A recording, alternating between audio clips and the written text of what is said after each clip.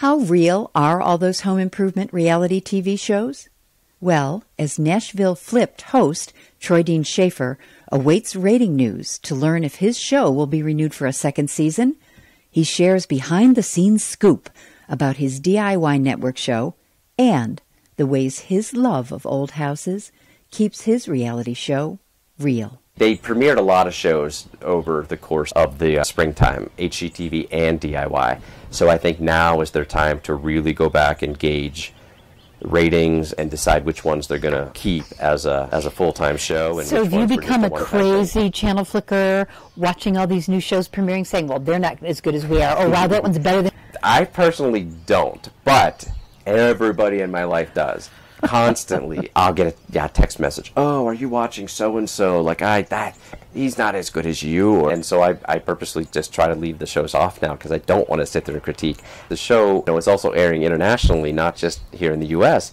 And I shouldn't say it's a hit because I don't know what a hit show really means, but it pretty much is, in my world anyways, a hit show in Australia right now because they keep running these marathons, and I have so many messages and emails and people writing on my Facebook page from all over Australia telling me their favorite episode. And just last night somebody was sending me pictures because if you watch a show, I put a stained glass window in every house. And I've done that for... Trademark. Yeah, I've done it my entire life, doing the houses. Well, somebody just last night started sending me pictures of her and her husband popping in a stained glass window up over their doorway. And they said that never in a million years would they've ever thought about it. And then after seeing the show, they both said, I want to go to a flea market and find a stained glass window and put it in. So now it's like, wow, like how cool is that? So on Nashville Flipped, you have a partner, Julie Couch is the designer on the show. When you were flipping houses, you didn't have a designer. No. So did HGTV connect you with her? I'd known Julie for a long time, and we'd been around a lot of different job sites together and that, but I wasn't specifically bringing her on to to help with all my houses, but I definitely had talked to her about stuff over the years. But the network matched you up for this show. Yeah, but when the network wanted to pull the trigger on a season, because there was a different female, Alex, in the pilot episode, but it was a very crazy, hectic several months to film that. And she has a very successful interior design business. Even before we knew it was going to season, she just said, there's no way I can do it. So at that point, they had asked, me, do you have any other designer friends that may be somewhat interested if this moves forward? So I was able to introduce them to some people that I legitimately had friendships with when it did move forward, and she was the one that they said would be a great fit. She wasn't afraid to, get dirty and put in long hours. And, the stuff you see, the designs on there are beautiful. Yeah, she's clever, talented. I can make houses look nice, and I think as far as a house flipper goes, I'm good picking out stuff, but I have no business being the authority figure on HGTV and DIY, of all places, on what's the trendy backsplash and the right paint colors, because that's not my world. But it's absolutely hers. So you always see what you buy it for, what you put into it, and then what you end up making on it when it sells. Mm-hmm. It can vary anywhere from $20,000 up to sometimes, if you're really lucky, 80, 90, whatever. Sure. How much of that really goes into your pocket? Does the network take any of that? Who funds it? Like, is the network a financial partner with you at all? No, they're not. And no, they don't take any of that profit. It's strictly a reality show, and that's the reality of it. So you figure out how to fund everything. That's all your responsibility. The house stuff, not the TV stuff, but it's what I would do anyhow. Yeah, but you wouldn't be doing 2 houses at a time and 12 houses in a 7-8 month period. Probably not yet, but it's helped me learn how to do that stuff. It strictly was Nashville Flipped funding it, or investors, or lenders, or however. So I'm assuming you, because you are a business person, mm-hmm. you have an idea of what your average profit is. Yeah, my goal on anything I go into is about a 26% ROI. 26% of what you buy it for, what you put into it? Overall money that I'm out, return on investments. Just to make the numbers very simple, right. So I spent $50 on the house and I put $50,000 into it. I would want to walk away with $126,000. Right. But what a lot of these shows don't tell you when you see the final numbers, there's a lot of things that aren't calculated, and that's usually the realtor's fees, the closing costs. So that's usually if you sell a house for $100,000, you might as well take $10,000 off it immediately just for commissions and closing costs and fix the inspections and buy them the warranty.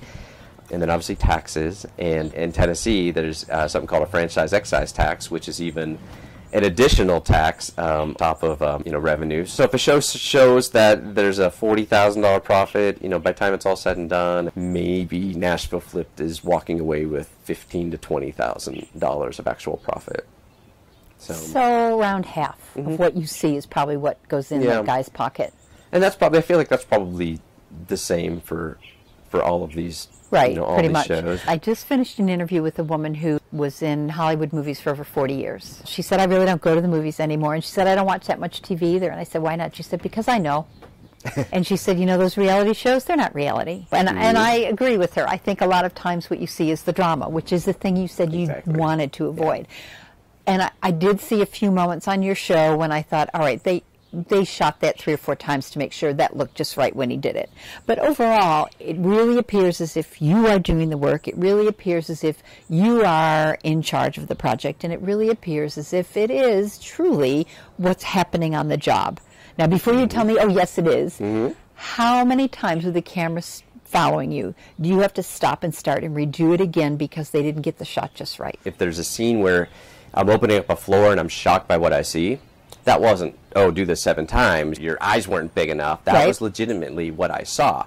But now there would be times, though, too, where there would be something they'd want to capture and make sure they captured it right, because in one house we had found these amazing columns, 100-year-old porch columns, and I'd found them, they're in Virginia, and we had the people bring them to us. They were taken out of a house about the same age as the house we were renovating, 1912 Victorian. Now, nothing bad happened throughout those, but there was a couple of times where I put the post up, take it down, put it up, take it down, because I forgot to put the water away or something, and it's out of my tool belt, and they can't see the logo on the water. Or the next time, I reach for my hammer and knock it off the ladder or something. So there would be times where something would be done a few times. But anytime you see something that legitimately is a problem, then that wasn't anything that was, do that over. Nothing's made up or nothing was over dramatized. The youngest house throughout the whole season, I think, was 1938. The oldest house was 1875. So anything you see that seems to happen in these houses, believe me, it really happened in these houses. Does every house you work on become someplace you want to live? A couple of them have. The stone one with the red roof that was condemned. When that was said and done, because I had gotten so attached to the history and then the fight in order to save it, that was tough. That one was a tough one to let go. If there's one thing about Nashville Flip that people don't know, what would you like that to be? To get in and work on old houses, that's just, if they call tomorrow and tell me they'll never want to film me again, okay, I'm still going to go and renovate a ton of old houses, so... But that's what I think I want people to know, is that it's 100% real.